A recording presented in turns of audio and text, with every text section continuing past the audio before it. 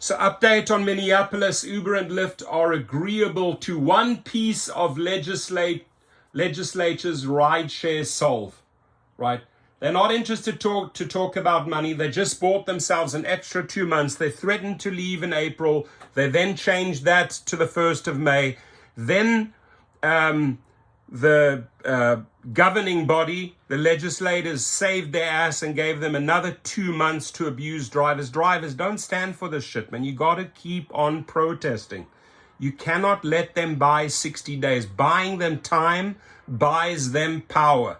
Keep on protesting and striking. So lawmakers advanced a proposal Tuesday that addresses one item rideshare drivers and companies want settled: insurance coverage. And why are we not talking insurance coverage for every single driver in every single city? Why are we just talking about this in Minneapolis? Go out and fight for it, right? If they're willing to do this, why can't they duplicate this in Tampa, in LA, in Austin, etc., etc.?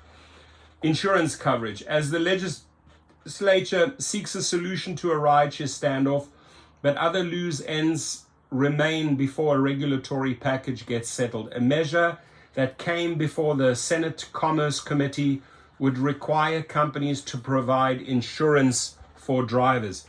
There's some death benefits and personal injury benefits for writing blanket insurance that covers things like medical benefits, disability, income loss benefits, funeral and burial expenses, said Bill and author Senator Omar Fateh. There's a lot of things in here that have been included that previously the drivers weren't protected under.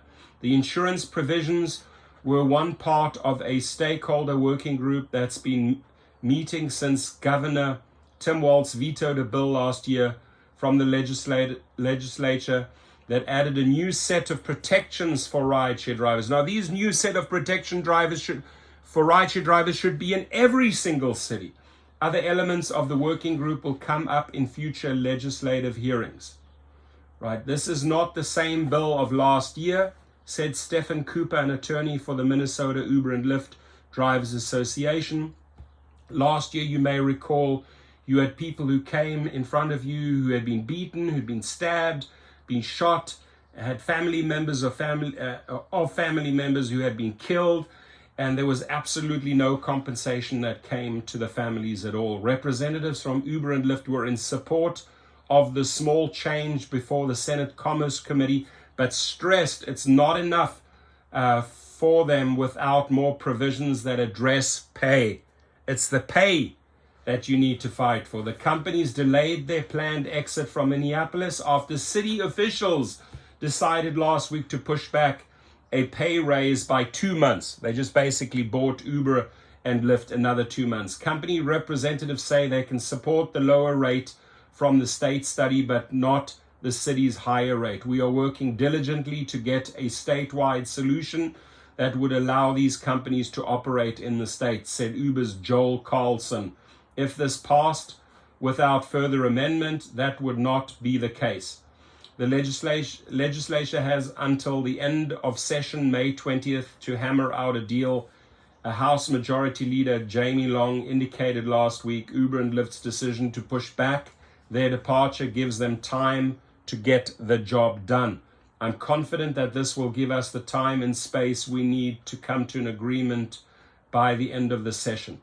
So you gave them time and space, and they are going to make use of it, right? Drivers should have locked down the dates and said absolutely not. No more extensions, right? But you let them get away with it. Drivers, if you do not deliver the jabs and the uppercuts, you're going to lose this battle. I'm going to tell you right now, right? You're shooting for $1.41.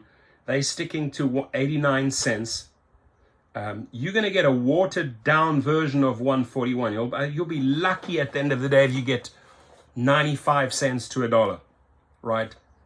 Get back to the Capitol and keep on protesting. Yes, this is a small victory, and it should be a small victory for every driver in every city, this type of insurance coverage. There should be no argument about that. But it's the pay at the end of the day, right? It's the pay, ladies and gentlemen. This is where you need to rise up and fight. Have a good one. Your